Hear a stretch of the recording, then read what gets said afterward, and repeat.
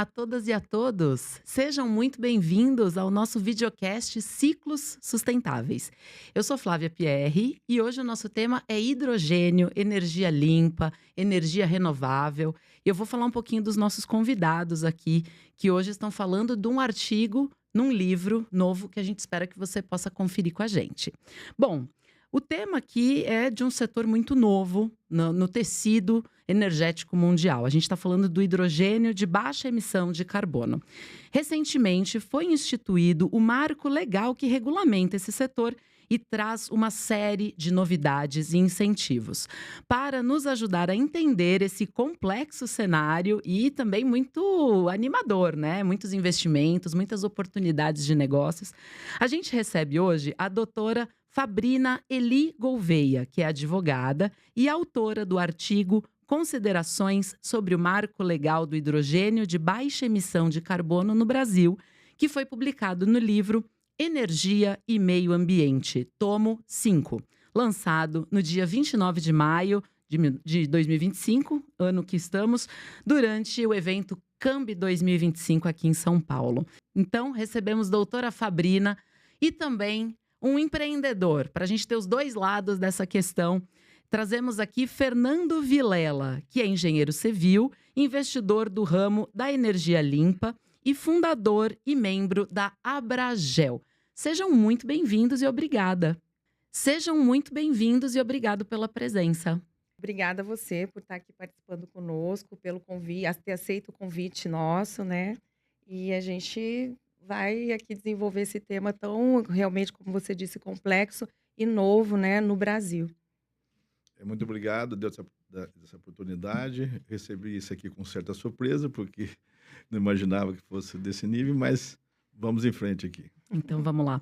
Só para começar, eu vou dar uma passada aqui no currículo da doutora Fabrina, porque é importante, né? A gente sabe que tem muito estudo por trás desse artigo, muito preparo. Então, trago aqui para vocês um pouquinho. Ela tem 25 anos de profissão no direito, se especializou no direito ambiental, tem passagem pela SEMA Mato Grosso, pela Comissão de Meio Ambiente da OAB e pelo CONSEMA Mato Grosso, no qual ela foi conselheira do Conselho Estadual do Meio Ambiente do Estado do Mato Grosso, também pela OAB.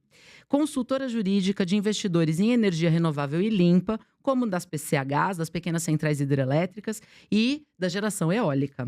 Associada da ABDEM, Associação Brasileira de Direito de Energia e do Meio Ambiente, associada pela União Brasileira de Advocacia Ambiental e possui várias pós-graduações na área do meio ambiente, além de estar agora mestranda em Direito e Negócios Internacionais na Fundação Universitária Ibero-Americana, na Espanha. Então, hoje a gente vai poder beber um pouquinho dessa fonte de conhecimento, depois dela ter estudado tanto esse assunto novo, né? Porque a gente tem os marcos legais, a regulamentação ainda está só começando. E é claro, né, Fernando, a partir de investimento, a gente ainda vai ter muito para aprender e ver na prática como fica. Operacionalizar o hidrogênio, que acho que é a Exatamente. palavra correta, para você virar de um estudo, virar uma realidade para o país. Exatamente. Então vamos começar esse bate-papo trazendo então um pouquinho desse conhecimento que a gente vê no livro Energia e Meio Ambiente. Então, Fabrina, doutora Fabrina, o seu artigo, ele analisa a fundo essa lei nova que a gente tem agora, 14.948,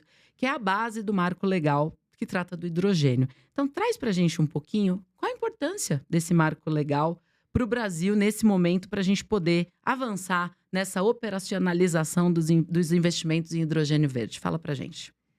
Obrigada pela pergunta. Vou começar contextualizando, né, o meu trabalho. Como você disse, 25 anos, né, já na área de direito ambiental. Eu sou formada há 25 anos e desde então, antes da minha formação, da minha formatura na faculdade, eu fiz estágio na área de meio ambiente, também há mais de 25 anos, coisa que no Brasil poucos estados têm. E eu comecei ali, me apaixonei, me formei, comecei a fazer as especializações na área de meio ambiente, muito em função, né, dessa oportunidade que eu tive, né, hoje é desembargador, o Dr. Zucchini, lá no Mato Grosso. E então, estudando sempre a área e me especializei principalmente na prática, né, porque eu sou advogada, obviamente, no licenciamento ambiental, porque todas as atividades que envolve a utilização de recursos naturais no Brasil, ela depende do licenciamento ambiental. Lá, e isso ficou instituído desde 1981 pela Política Nacional de Meio Ambiente, a Lei 6938, né, que diz que toda a utilização dos recursos naturais dependerá de prévio licenciamento ambiental. E a Constituição Federal também, no artigo 225, disse que as atividades de significativo impacto, elas devem ser precedidas também de estudo de impactos ambientais, que é o famoso EIA-RIMA, né? Então, e coincidentemente, ali, após eu sair, foi um período de experiência ali no juizado, eu fui trabalhar na Secretaria de Meio Ambiente. E na Secretaria do Estado do Mato Grosso, a convite do então governador da época, que eu já tinha, eram poucas pessoas experientes nessa área, e também tive essa passagem por lá, que eu tive contato com empresários. E nesse contexto, eu fui indicada, né, pelo Fernando Vilela, que estava fazendo estudos de pequenas centrais hidrelétricas lá no estado do Mato Grosso, e desenvolvendo, e eu fiz alguns licenciamentos ambientais, né, após sair do órgão ambiental como advogada. E essa área de energia renovável me fascinou, né, porque você, como ali está o símbolo, a gente estudando, a gente sabe que os recursos naturais, eles não são infinitos. Não são. Eles são finitos, principalmente aqueles disponíveis para o consumo humano. Então, a água, ela acaba se sujando, você não vai ter água potável para beber em um certo momento, se você não cuidar dela.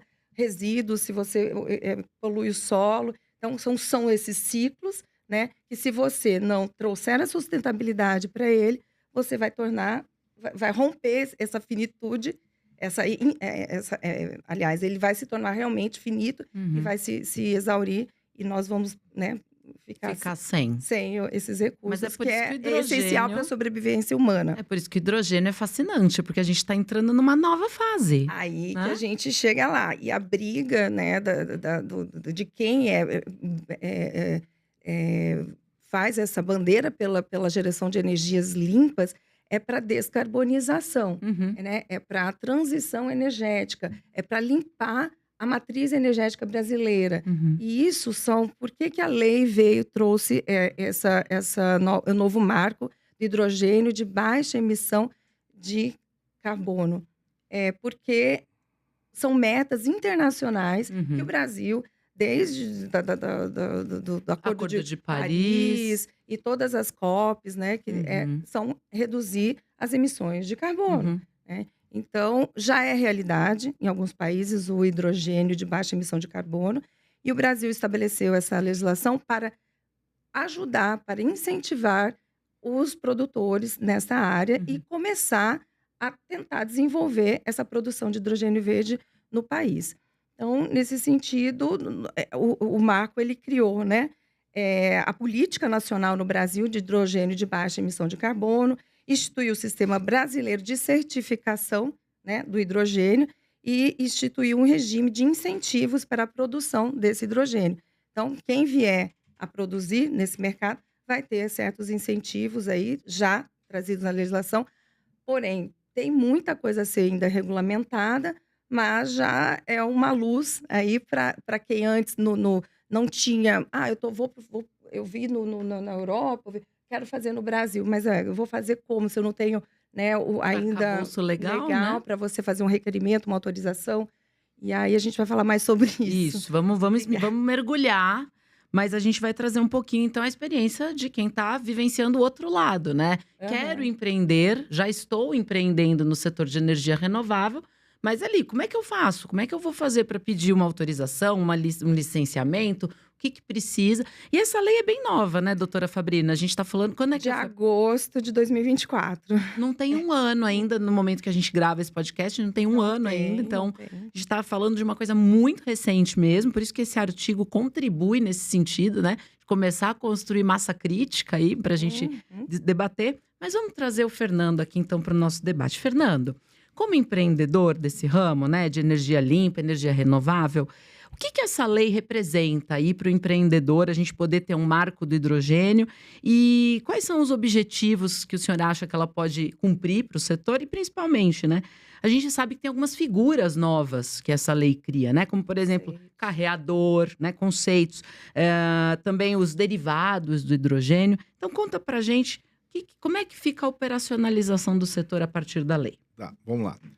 Primeiramente, eu queria explicar para você que eu não sou um especialista ou um cientista do hidrogênio. Eu sou um mero curioso aqui e como estamos olhando aí o hidrogênio como uma forma de você... porque o que acontece hoje no Brasil?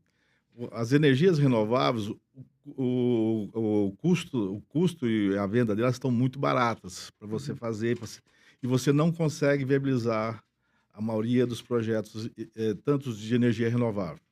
Porque você precisa de um investimento de longo prazo, é um investimento muito caro e você não consegue viabilizar isso para mercados, na venda do mercado cativo e do mercado Livre e no do mercado cativo. livre e cativo. Então, qual é a forma? O hidrogênio não, deve ser uma alternativa de você viabilizar esses projetos de energia renovável e exportar energia. Que eu acho que é a figura mais importante nisso é você pegar a energia produzida no Brasil, que é um país extremamente de energia renovável, com matriz mais de 84% da matriz do Brasil ela é renovável, e fazer disso uma receita para o país. Então, acho que eu vou entrar mais nessa linha, porque aí, se você for me procurar as moléculas de hidrogênio, coisa, não é a minha especialidade. E me desculpa se eu fizer algum equívoco aqui, os telespectadores que estão ouvindo aí. Não tem equívoco. Portanto, tem muita gente muito mais experiente, muito mais Imagina. preparado que eu. Você traz a vivência. Tá, então, né? o que eu entendo disso? Isso seria a grande chance do Brasil de você conseguir fazer o projeto de hidrogênio verde, porque nem mercado no Brasil não existe ainda. O mercado ocorrerá, que é como se você construir uma ponte onde não passa ninguém. A partir do momento que você faz a ponte, começa a ter movimento. Esse mercado ocorrerá principalmente nas áreas de fertilizantes, que é uma demanda extremamente importante para o Brasil, e o Brasil é o grande importador do mundo da parte de fertilizantes. Nós importamos quase 90% dos fertilizantes do Brasil. E os fertilizantes da ordem nitrogenados, ele pode sair da base de hidrogênio. Que do hidrogênio você pode fazer a amônia, da amônia a ureia, da ureia toda a cadeia de nitrogenados. Então, é um aspecto geral. Quanto aos carreadores que você fala aí, esses né? conceitos, né? Conceito de Carreador, o carreador é o seguinte, o hidrogênio, o hidrogênio verde, que é o que tem valor hoje no mercado, porque o hidrogênio você pode fazer com gás, petróleo e a emissão. O significado do hidrogênio verde é para você deixar de emitir o CO2, que é hoje causador desses grandes problemas do planeta, né? Então, seria a forma ideal do Brasil, o hidrogênio verde, com energia limpa, eólica, solar e hidrelétricas, ou geração hidráulica, né? PCHs e OHE. Então, você separaria a molécula do hidrogênio da água. E aí você tem muita vantagem, porque você pode, inclusive, fazer isso de águas servidas, de esgotos. Você tratar o esgoto, separar a molécula de hidrogênio, que é o H2, né? Por isso que chama H2 verde. E do H2 você não tem como você hoje, a tecnologia hoje não tem ainda uma forma de você transportar. Até tem, mas não tem uma coisa comercialmente viável transportar o hidrogênio na molécula de hidrogênio, que é o gás. Ele teria que baixar a temperatura de menos 250 graus para poder você conseguir fazer isso. Então, você faz isso através de amônia. Você pega o hidrogênio, separa a molécula do H2 você faz amônia com o nitrogênio do ar. E aí é uma outra usina. Esse é um investimento muito caro. Então, é um processo extremamente tecnológico, que ainda não temos tecnologia no Brasil, e isso hoje teria que ser totalmente importado, ou a China, por exemplo, ou hoje nós estamos conversando, eu tenho conversado com o pessoal da Alemanha, que é na Europa hoje, os países que estão mais envolvidos nisso e que estão com essa responsabilidade enorme de transição energética, seria a Alemanha e os países como Holanda, como a Áustria, que são mais voltados a isso. A Alemanha está muito na frente disso. Sim. E hoje... Fazendo, inclusive, leilões, exatamente. Né? Inclusive incentivando projetos no Brasil através da agência GIZ. Da GIZ. A gente mesmo tem uma relação muito boa com eles. Eu, recentemente, esse mês, eu fiz uma viagem lá a convite da GIZ na Alemanha e pude ver, constatar como eles estão tratando isso a sério, tá? É uma coisa assim, é uma oportunidade única para o E Brasil. essa lei nos ajuda a Sim. embarcar Ajuda. nessa Sim. oportunidade. A lei é Com um certeza. marco principal, né, que é o primeiro ponto, porque se regulariza isso. Quem vai conceder, como é que você vai fazer, quais as obrigações que você tem, como você tem que tratar isso. Você precisa de autorizações da Agência Nacional de Petróleo, você precisa de licenciamento ambiental. Agora, é uma coisa que eu acho que aqui, como empreendedor e como ver das dificuldades do Brasil, eu queria fazer mais que um alerta. Por favor. O que acontece? O hidrogênio é uma coisa que o mundo inteiro tem condição de fazer. Não é o Brasil. A Arábia Saudita tem condição de fazer, a Índia tem condição de fazer. Qualquer lugar que tem água, até que seja água de sal, do mar, você pode fazer. E energia. E energia. Né? E esses países ricos, por exemplo, a Arábia Saudita é um país enormemente com potencial econômico fantástico e que estava vivendo até então dos combustíveis fósseis, que é a grande riqueza dele. Para ele fazer essa transição e passar a ter fortaleza, ter forte produtor de hidrogênio é muito rápido, porque eles têm de consumidor do Brasil. E se nós, brasileiros, falo nós, o Estado, não estou dizendo aqui independente de... O Estado brasileiro, porque você acha que ficar com muita regulamentação, com muita dificuldade, você vai perder esse bonde. E os preços disso tendem a cair. Sim. Porque à medida que o mercado sendo mais oferta. Mais oferta. E nós aqui no Brasil temos uma dificuldade enorme, porque os juros são muito caros, as dificuldades ambientais são muito difíceis. Sim. E a infraestrutura de portuária também não é fácil para isso. Você precisa criar uma estrutura de portuária para exportação de hidrogênio. Se não me engano aqui, só acho que algum aqui no Porto de Santos tem um terminal lá para hidrogênio. O Porto de Pecém hoje também fez um terminal para hidrogênio. Suape, e na Bahia. Bahia. Também tem um terminal de hidrogênio lá que vinha sendo, mas era a porção de hidrogênio sujo, né? Que vamos falar assim, feito de gás. De gás e petróleo, tá? Que a gente chama de sujo, mas é azul, enfim. Cinza. Cinza, né? então. Então, essa é a questão. Então, a gente tem a oportunidade única se o Estado brasileiro agir rápido e ajudar as empresas a consolidar isso, porque você tem um problema seríssimo, porque as demandas de hidrogênio decorrem muito, volume enorme de eletricidade. Sim. Não é uma usininha de 10 megas que vai fazer hidrogênio. Não. Você precisa de demanda de muita energia elétrica. Que é um processo eletrointensivo, né? Entendeu? Para você separar a molécula do hidrogênio. E a molécula de hidrogênio ela é 2,8 vezes mais poder de combustão do que a gasolina, só para você ter ideia. Olha que interessante. Entendeu? Então, eu entendo hoje que o hidrogênio será muito forte para o transporte ferroviário, transporte de carga e para até carro. Eu, por exemplo, a semana passada, peguei um Uber de Düsseldorf para Duisburg e o carro era hidrogênio. Foi aleatório. Já é uma realidade. Como eu disse, já é uma realidade em alguns Então, países. e carro aleatório, eu chamei no Uber. Quer dizer, não foi escolhido por mim que eu queria usar um carro hidrogênio. E por isso mesmo que a gente precisa correr com as regulamentações e com as leis. Eu vou devolver para a doutora Fabrina, tá? Mas a gente... Certeza. É isso aí. É. E fica a dica já, né, gente? Tem que correr. A gente tá perdendo tempo. Então vamos lá. Doutora Fabrina, voltando aqui para o nosso trabalho, então, da parte de regulamentação, de leis, legal. da parte legal, né? Baseado na importância da previsibilidade e da segurança jurídica que a gente precisa ter para poder fazer esse investimento, né? Para empreendedores como o Fernando conseguirem fazer o investimento. O que essa lei significa para quem está investindo ou planeja investir em hidrogênio? Bom, como a gente já abordou aqui, é um marco, é necessário, porque a segurança jurídica, como o Fernando falou, e muito obrigada, Fernando, por ter vindo e ser tão tímido em dizer que não entende, porque eu estive agora num congresso, 2 dias de meio ambiente e energia, e o tema hidrogênio verde foi muito timidamente passado, né? Você tem essa experiência prática, e por isso o convite, tem esse conteúdo para nos trazer, e muito obrigada. A legislação, ela vai dar, ou ela vai tentar dar essa segurança jurídica para o empreendedor. Mas como eu trabalho com o Fernando há mais de 20 anos e na área, a gente vê essas dificuldades burocráticas, principalmente na esfera ambiental no Brasil, que existe muito ainda preciosismo, digamos assim. Nossa legislação brasileira ambiental é a mais rígida do mundo.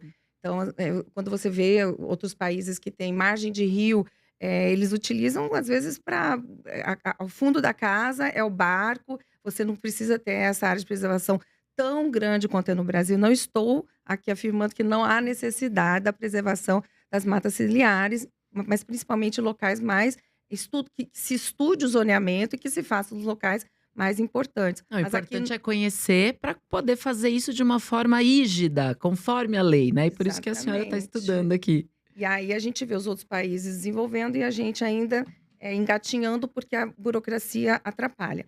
Então, voltando aqui à legislação, ela diz que quem vai autorizar, vamos comparar com a geração de energia hidráulica, Uhum. né?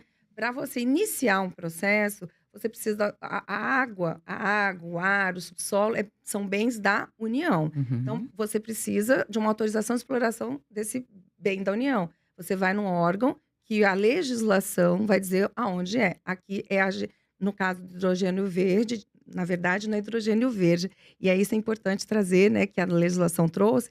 Ele é hidrogênio de baixa emissão de carbono, que é o guarda-chuva do hidrogênio renovável e do hidrogênio verde, que é o hidrogênio mais limpo e é um hidrogênio do hidrogênio de baixa emissão de É carbono. importante, uma pausa, é importante a gente ter essas diferenciações? É Assim, importante. vamos trazer esse ponto. Por que é importante a gente diferenciar hidrogênio de baixa emissão de carbono, hidrogênio renovável e ainda hidrogênio verde? Por que é importante essa distinção?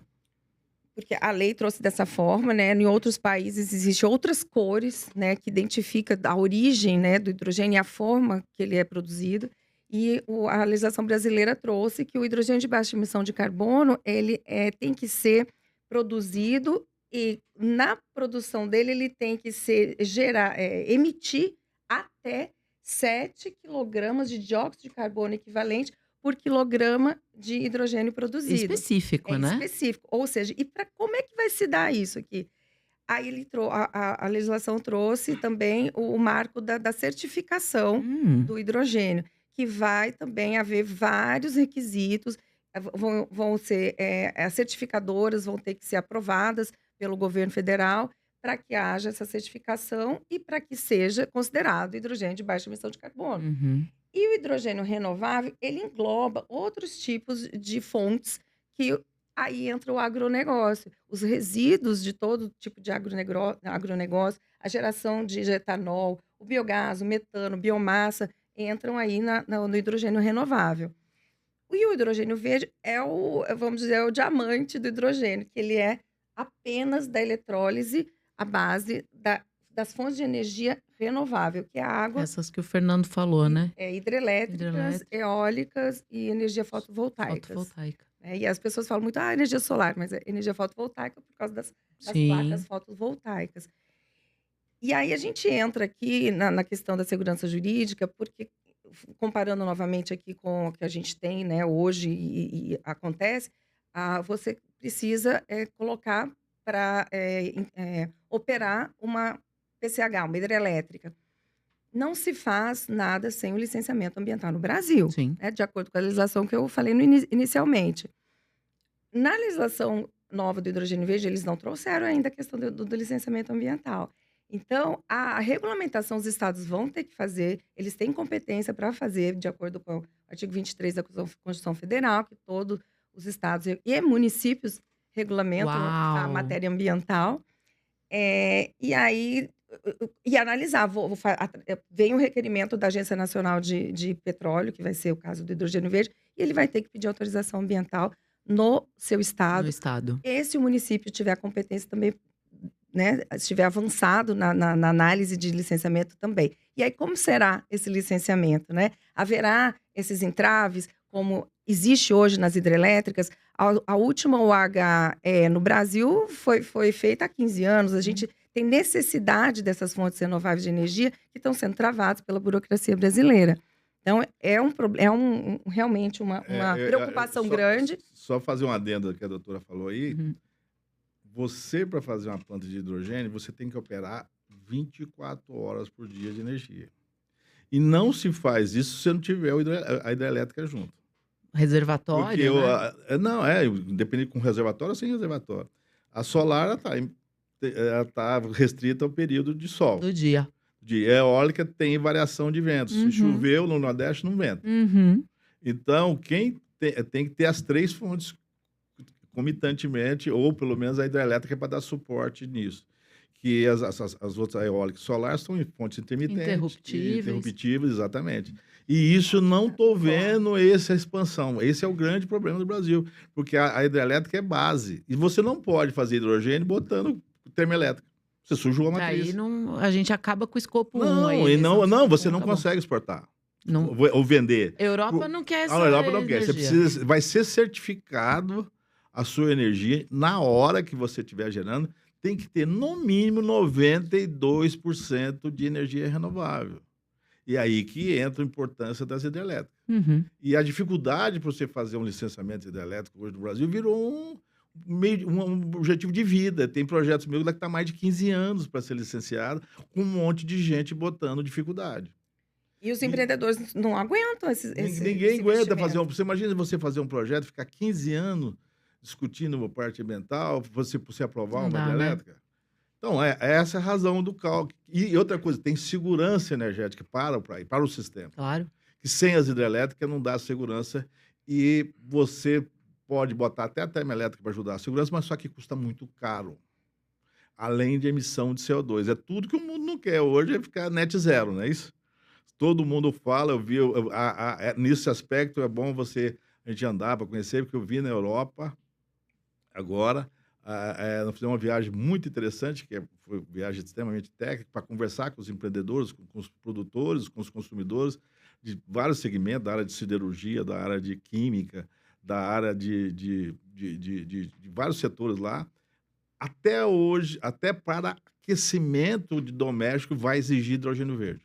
As pessoas vão querer, não quero comprar aqui o gás que seja... gás natural. Natural até pode ser, mas enfim, mas você tem que emita CO2. Sim. É o alcance das metas que eles se autoimpõem e a descarbonização. E com esse problema que teve geopolítico lá da Rússia, principalmente esses países que foram afetados, a Alemanha, a Áustria, estão muito preocupados com essa transição energética e estão tomando providência mesmo. Eu fiquei impressionado de ver. Agora, o Brasil é que eu volto a falar. Se começar a criar grandes dificuldades para licenciar um projeto de hidrogênio, vai fazer tchau para o Brasil.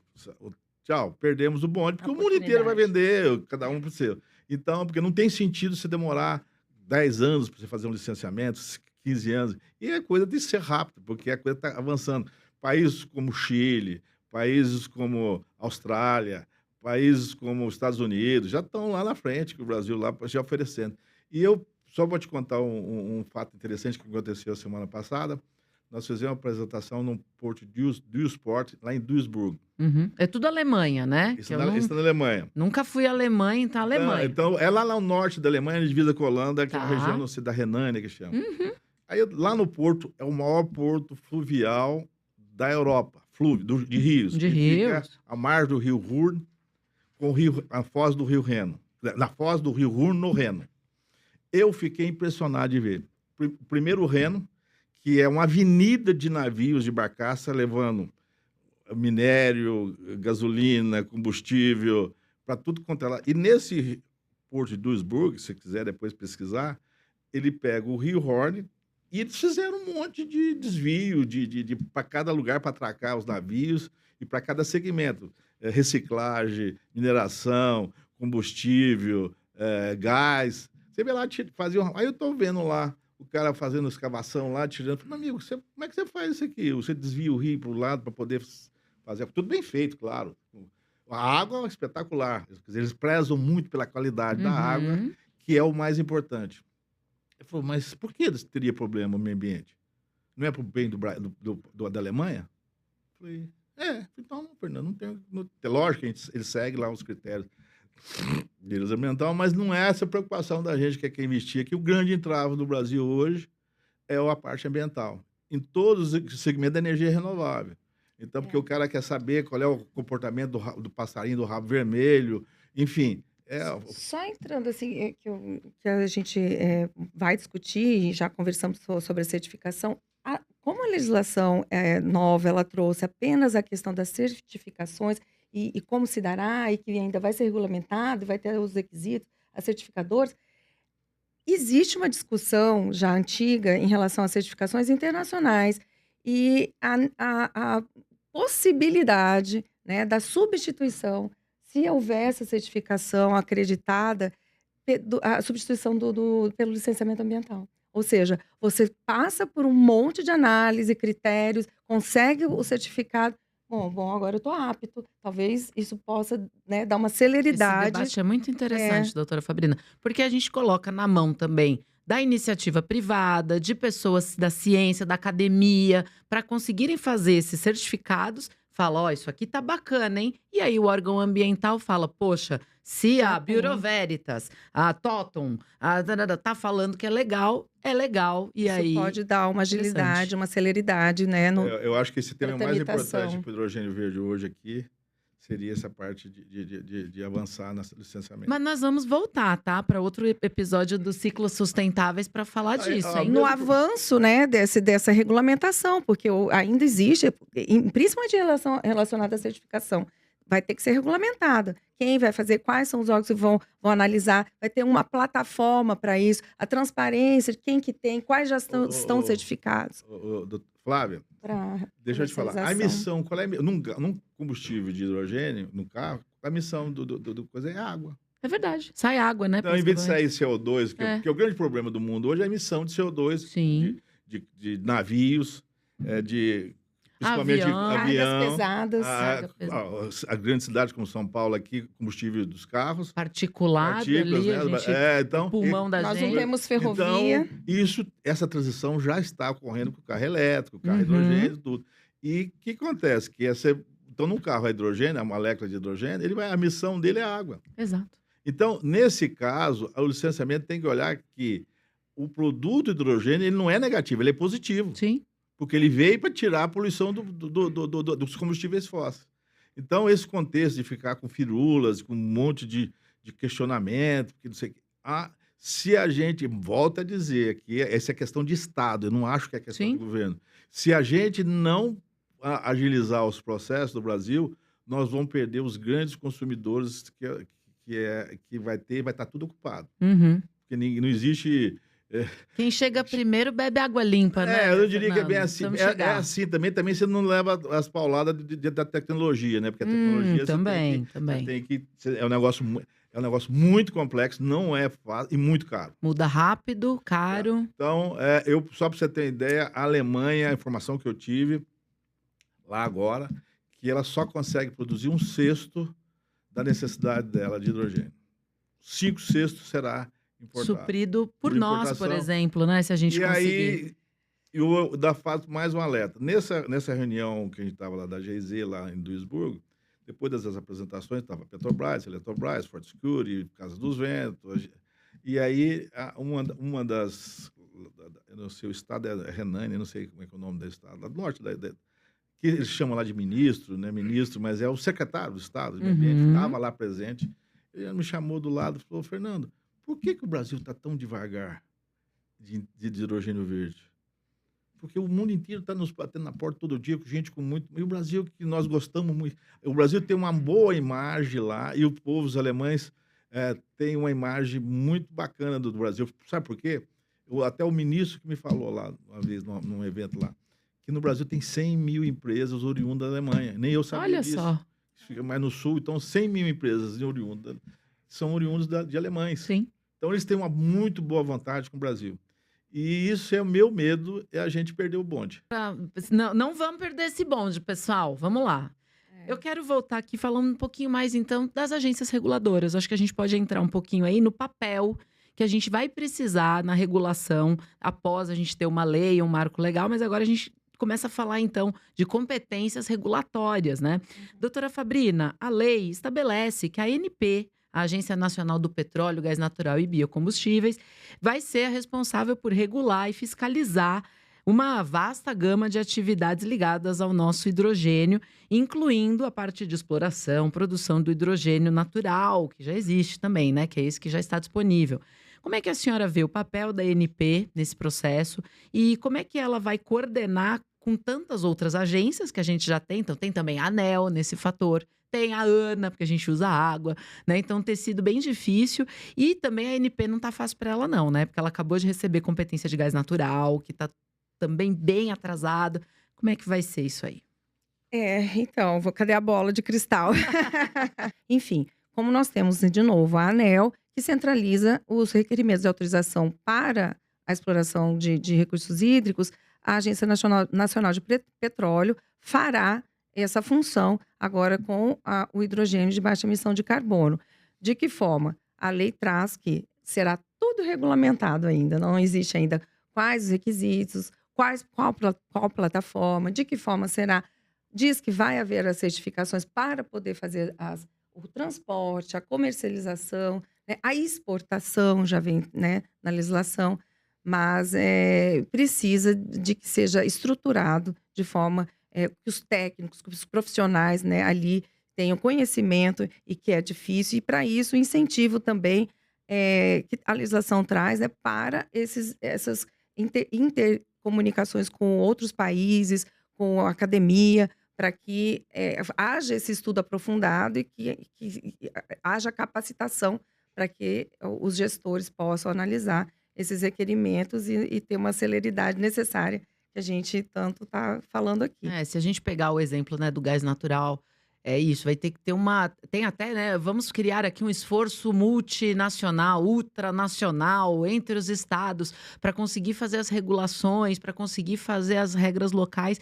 E essa é uma coisa muito difícil que diferencia da energia elétrica, onde a gente é muito mais centralizado na ANEEL, né, a parte de gestão do quê? No saneamento, no gás natural. E talvez no hidrogênio também a gente vai ter um papel muito forte, né, dos estados e dos municípios, né? Acho que a gente vai ter um trabalho grande aí. E essa relação... Só um adendo aqui, quando ela falou dos estados. Quero a opinião do senhor aí, como é que vai ser, Fernando? Os estados, por exemplo, tem que parabenizar o estado do Ceará. Está dando um show, que juntou o governo com a Federação das Indústrias e estão lá. O estado do Rio Grande do Norte também está acordando agora, está andando também. Agora, os estados como Mato Grosso ficou para trás desse processo. Porque não acredita, porque cria dificuldades para instalação de hidrelétrica, que a fonte natural de cada região de energia renovável. Por exemplo, você não vai deixar de gerar energia solar no Rio Grande do Norte para gerar no Mato Grosso, porque o rendimento dela lá no Rio Grande do Norte é muito mais do que no Mato Grosso. Ao mesmo tempo, o estado do Rio Grande do Norte não tem hidrelétrica, porque não tem água. Cada estado tem uma característica. 82 quilômetros.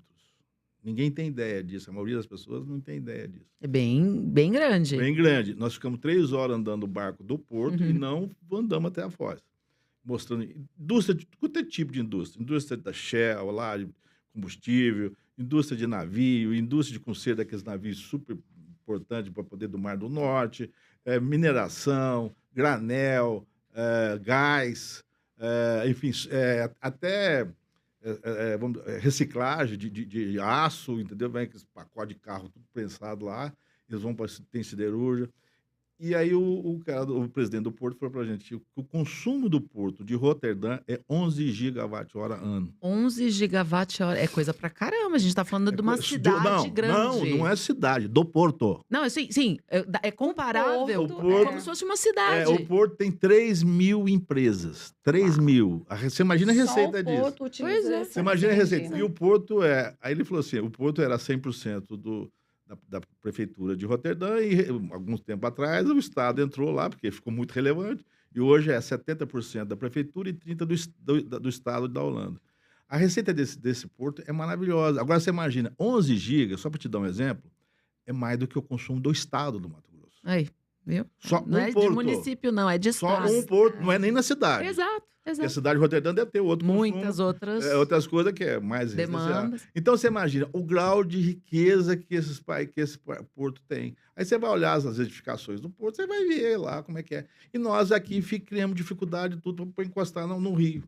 mas não olhamos a qualidade da água, joga esgoto na água. Isso sim que devia estar sendo olhado com muito mais ênfase para o meio ambiente, o esgoto, o lançamento de uns rios. Haja visto que nós temos aqui em São Paulo, que o governador está tentando aí, há quantos anos que é a despoluição do rio Tietê e do rio Pinheiros. Então, essas coisas. E o hidrogênio, eles têm muita importância para a água se vida. Por exemplo, água que já foi utilizada, que em vez de você jogar, você ainda dá mais valor a ele. Sim. Porque eles não querem que você pegue uma fonte nova e passe hidrogênio, e sim com água servida que já estaria tratada. Então, nesse aspecto, ele vem somar ambientalmente com muita coisa. E a gente tem que acordar para isso. Porque a realidade nossa, nós precisamos... É uma oportunidade, volta a falar, você exportar hidrogênio, você está exportando energia. Porque já está essa briga da margem equatorial de fósforo, daqui uns dias... A exploração do petróleo e gás na margem equatorial. Que tem esse questionamento todo, que não cabe aqui nós entrarmos, mas é muito relevante, porque daqui uns anos eu imagino que o combustível fóssil vai ser para química, para... Só realmente para petroquímica, né? Essas uso coisas não mais... para gerar energia, não para queimar ele queimar energia caldeira. como fóssil. Carros também, né? Carro, né? Queimar no escapamento. Entendeu? Tem que ser um uso mais refinado disso. Eu acho com maior valor agregado. E aí a figura do hidrogênio entra como um papel muito forte. Pode até desenvolver tecnologia. E o Brasil entra com esse papel. Porque você imagina, eu falo do lado social no Nordeste, Ceará, Rio Grande do Norte, Piauí, que hoje são os estados que estão na frente disso, mais o Ceará, e aqui no Sul nem tanto. Minas Gerais está começando a ter. Hoje, se você tem ideia, a informação que eu tive, tem 75% de projetos de hidrogênio. No estado? No Brasil. 75. Projetos.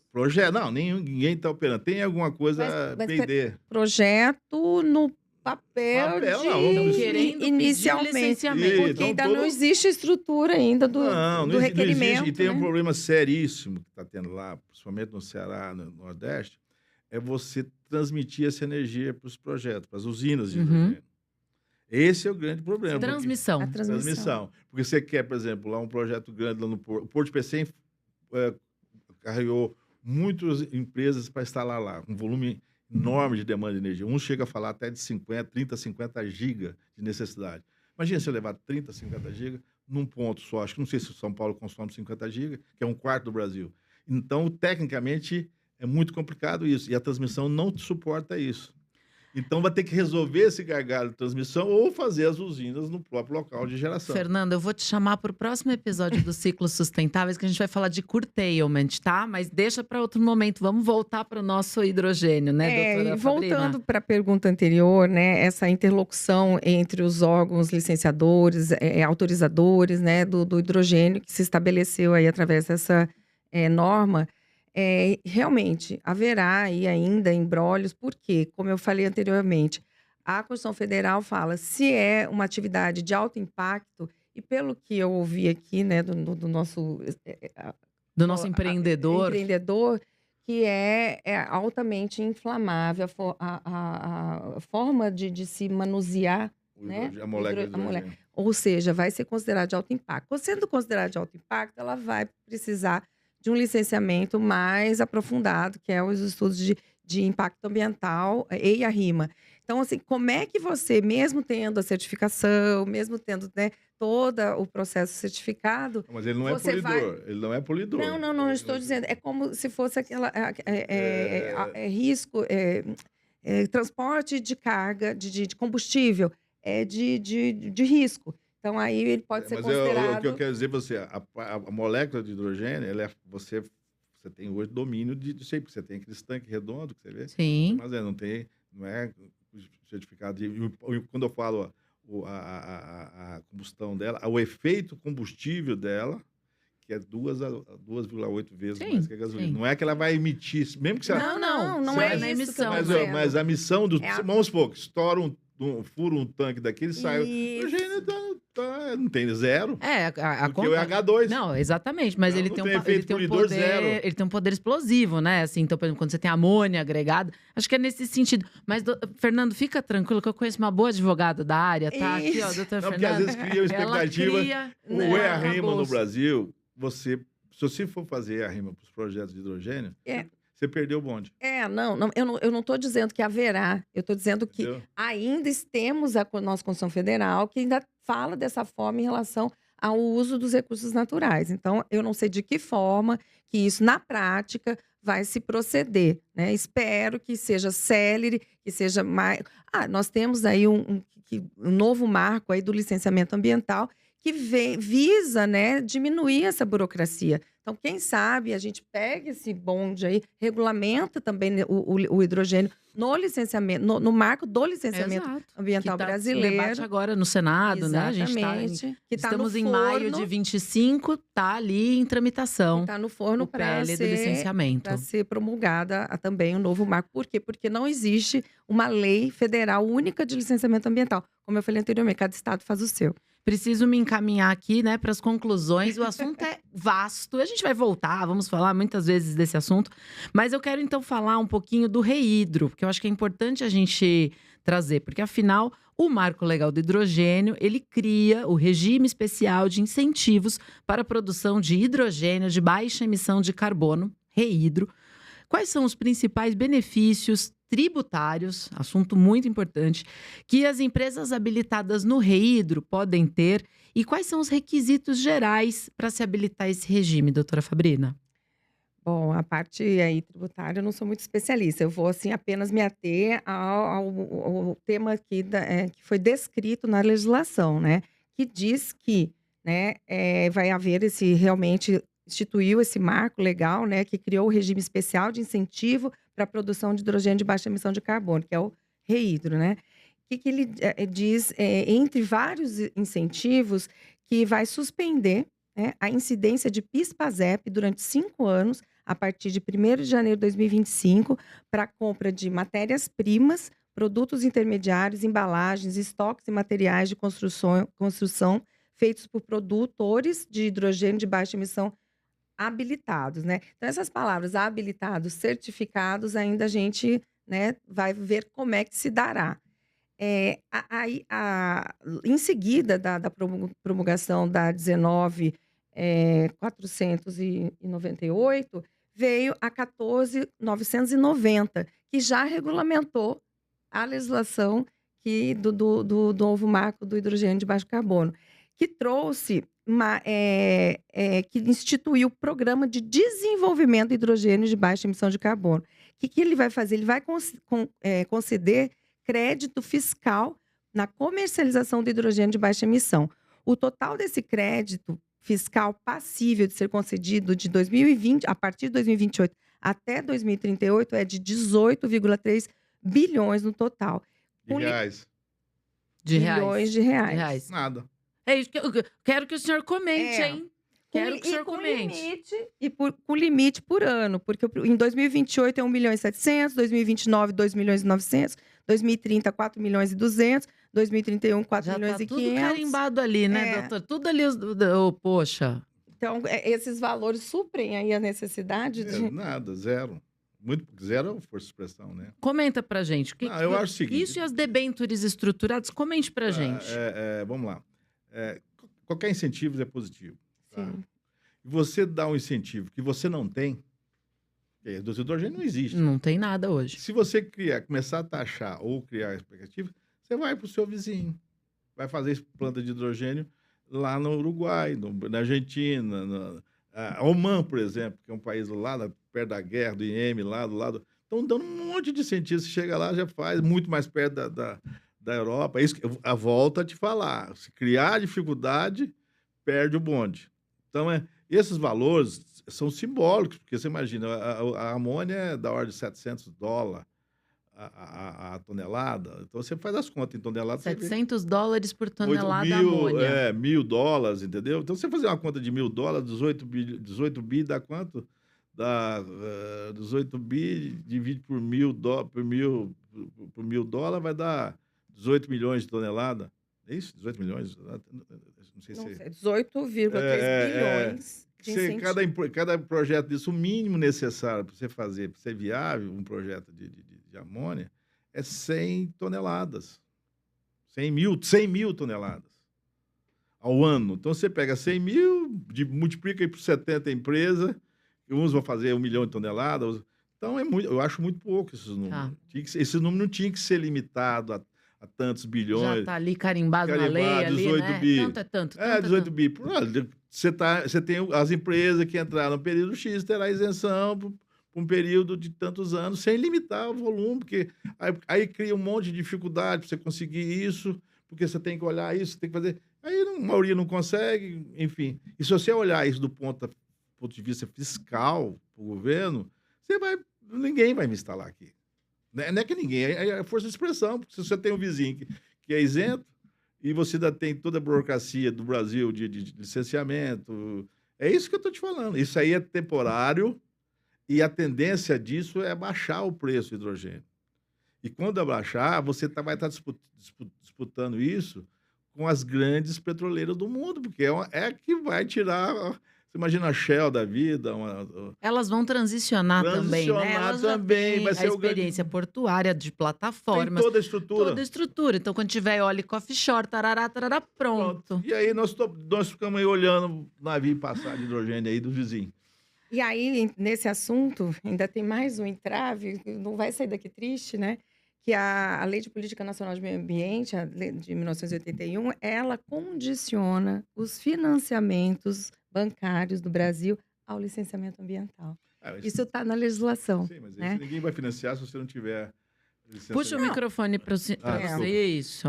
Ninguém vai licenciar um projeto dessa magnitude, que são investimentos de bilhões de reais, sem tiver com nota 10 no licenciamento, entendeu? No processo ambiental. Mas é um ponto relacionado à questão, né, de benefícios e financiamentos, que nós temos já esse arcabouço já anterior, legal, que faz essas exigências, e aí o empreendedor tem que estar, né, preocupado com isso também. Bom, a gente sabe que a gente poderia ficar aqui de verdade horas, né? Ainda mais se a gente começasse a tomar um cafezinho junto aqui, aí a gente não saía mais. Só que eu acho que a gente precisa começar a ir para as nossas considerações finais aqui do nosso episódio dos Ciclos Sustentáveis, com a doutora Fabrina Eli Correia. Então, o que a gente precisa aqui? Vamos para as considerações finais, né? Vamos nos encerrando. Doutora Fabrina, para a gente concluir, então, qual é a sua visão geral sobre o futuro do hidrogênio de baixa emissão no Brasil, com base neste novo marco legal, no momento que estamos agora? Quais são os próximos passos mais importantes que a gente precisa para conseguir ter sucesso? E depois da senhora fazer essas considerações, a gente passa para o Fernando também, para ele deixar os recados. Ele já deu vários recados aqui, estamos quase perdendo o bonde, mas aí ele também amarra com o que precisa ser nosso urgência zero para esse tema dar certo. Primeiro a gente tem que sempre estar otimista, né? Porque afinal a gente está falando sobre isso, a gente está tratando disso, a gente quer regulamentar, quer trazer incentivos, mas que ainda está muito tímido, tudo bem, mas a gente tem que ter esse otimismo que o Brasil está tentando, né, movimentar isso. Mas o Brasil tem esse sistema travado, né, de vários tipos de órgãos intervenientes nesse processo que pode atrapalhar. Então, a minha visão é que sentem, né, o governo federal, os estados, e regulamentem isso da melhor forma. Tem muitos artigos em aberto para a regulamentação. Então, é necessária a regulamentação imediata ouvindo, né, quem já está na prática, no ramo, não é só ali no escritório, para saber quais as necessidades reais, inclusive, né, que a gente falou de ordem, né, econômica, financeira e técnica, para poder fazer essa regulamentação e isso caminhar de uma forma mais célere. E o Brasil, falando novamente, reiterando o que o Fernando falou, tem um potencial, o maior potencial do mundo em desenvolver esse tipo de fonte de energia de baixa emissão de carbono, que vai colaborar não só com os brasileiros, como o mundo todo, né, para descarbonização, transição energética, que é o que todo mundo precisa, né, para melhorar a nossa qualidade de vida, que é o que nossa Constituição Federal brasileira pregou lá, quando trouxe o artigo. Vai trazer benefícios sociais, né? Royalties, participações especiais, isso também se transforma em saúde, educação, benefício para o brasileiro. Tem toda uma cadeia que vai se beneficiar, falando em parte também econômica, que é uma indústria que vai começar do zero, né? Então, empregos, a questão de todo o ciclo necessário de construção dessa plataforma aí para a geração dessa energia vai se iniciar e aí vai trazer muita desenvolvimento local onde for desenvolvida essa plataforma e para o Brasil como um todo. O que eu ia finalizar e dizer que o artigo 225 da Constituição Federal, né, que a gente precisa cuidar, né, dos recursos naturais para as nossas gerações e para as futuras, porque é um processo demorado, né, e a gente precisa deixar para as futuras gerações aí um ambiente melhor para todos. Eu vou jogar a pergunta para o Fernando já direcionando, tá? Eu vou tocar essa bola assim de ladinho para chegar. Essa conversa tá aberta com de quem vai fazer a regulamentação, né? Quem vai. A doutora Fabrina falou: tem que conversar, tem que ouvir o empreendedor para não fazer uma coisa ruim. Divergente. Tá aberta essa conversa, Fernando? Não, esse aspecto que o governo tem lá, tá com boa vontade, porque é uma coisa muito nova também. A gente sempre fica meio. Mas tem que soltar para as coisas e se ajustando, né? Igual, à medida que vai aparecendo os problemas, você vai se corrigindo a legislação, né? Mas o que minhas considerações, já que eu posso partir para as considerações Por favor, finais. vamos para as considerações finais. Então, deixa eu te falar. Essa é uma oportunidade única para o Brasil e principalmente para o Nordeste. E talvez para os estados do Centro-Oeste, onde poderia converter o hidrogênio para fertilizantes, que é a grande demanda lá. E no futuro bem próximo, o cara vai exigir que a sua exportação de soja, se ela é ambientalmente correta. Você pode escrever que do jeito que está indo os países compradores, principalmente esses países do primeiro mundo, vamos dizer assim, né? Eles vão exigir que se o seu frango... Enfim, eu diria que no Nordeste é um grande boom social, porque a tecnologia, e nesse aspecto o estado do Ceará está de parabéns e o Rio Grande do Norte correndo atrás, como te falei. No Rio Grande do Norte, hoje, o Senai lançou o primeiro curso de operação de hidrogênio. Isso é muito bom. Curso junto ao Senai. Eles criaram uma usininha de hidrogênio e estão capacitando pessoas do Senai. Você já imaginou lá Vai ter mão de obra. Essa tecnologia é muito nova e vem muito... Hoje, no Brasil, nós não temos, nós vamos importar isso, principalmente da Alemanha, que estão fazendo os eletrolisadores, as usinas de amônia, de grupo como ThyssenKrupp, etc. Você treinar uma pessoa que não tem nenhum... Está lá numa cidadezinha, lá qualquer, que não tem perspectiva, não ir virar um técnico em hidrogênio, entendeu? E que aí começar a dar um sentido para o cara ganhar um salário enorme. Como vê as eólicas hoje, que ganhou, aqueles caras que botou na terra deles lá, conheço vários casos, ganhando 1.300, 1.500, 2.000. É uma renda, né? Uma renda, e era um cara da Bolsa Família. Sim. Sim. Entendeu? Então, esse é um aspecto de virada. O Nordeste já tem um sentido maior porque está mais próximo da Europa, que hoje é o centro consumidor, então a costa do Nordeste. Então, esse é o ponto. E do lado social, eu acho muito importante. E do lado financeiro, entrada de dinheiro no Brasil.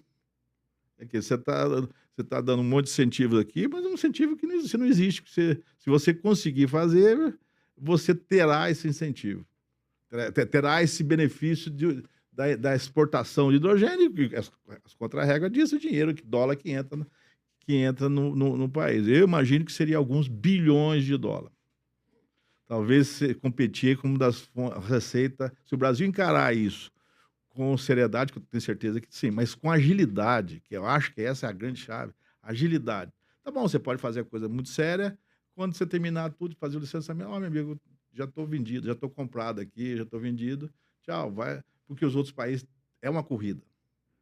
Então, nessa corrida, eu acho que o Nordeste está bem, mas precisa acelerar mais. Acelerar mais porque você está competindo com gente que tenha dinheiro. E essas condições financeiras do Brasil são muito complicadas, porque o juro está muito alto. E aí você também tem esse gargalo. Talvez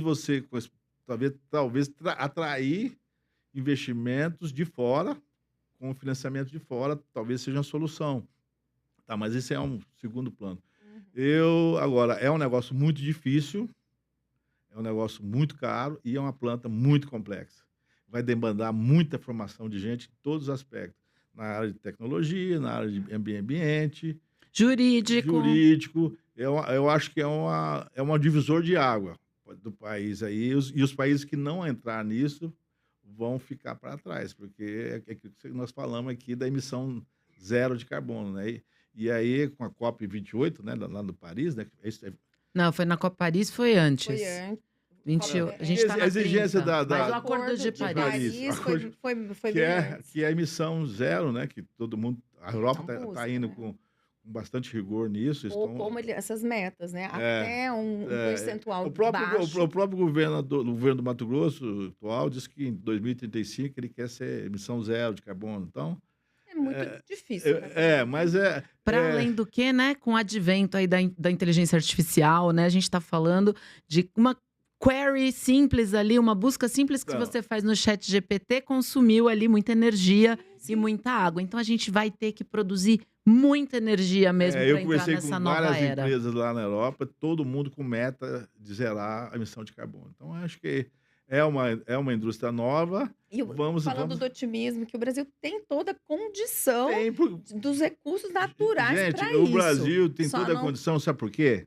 Por causa da energia barata. Exato. O cara não vai Limpa e barata. para você vender, pegar uma energia na Europa e fazer dela virar hidrogênio, ela custa $400 o megawatt-hora.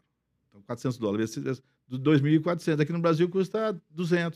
Reais. Nós estamos $50. falando, então, é $50. É a Então, diferença por de isso que 50 você para 400. consegue o desafio de exportar, botar no navio, porque os navios vão ter que ser Também metanol, vai ter que ser preparados. preparado, porque não adianta você pegar uma exportação e mandar no navio, o navio só está num Aí você tufo sujou. Com diesel. de diesel lá, com, combustível. Então, você óleo sujou. marítimo, né? você vai ter, inclusive, demanda de navio para abastecer da costa brasileira, que não tem hoje. Não tem, porque não tem bolsa. Então, é uma coisa muito interessante. Agora, tem muito desafio. Não sei se a gente consegue isso num A curto prazo. Mas um fazer, debate mas eu- como esse é o que ajuda a gente a poder ter. Eu faço um apelo, sabe, a todos os governantes. Isso aqui é independente, isso é Estado, não é nem governo, Verdade. de priorizar o hidrogênio e agilizar o processo. É isso aí, nessas considerações finais. Então é Obrigado a isso. Eu todos. acho que a gente. Vamos ficar por aqui, né?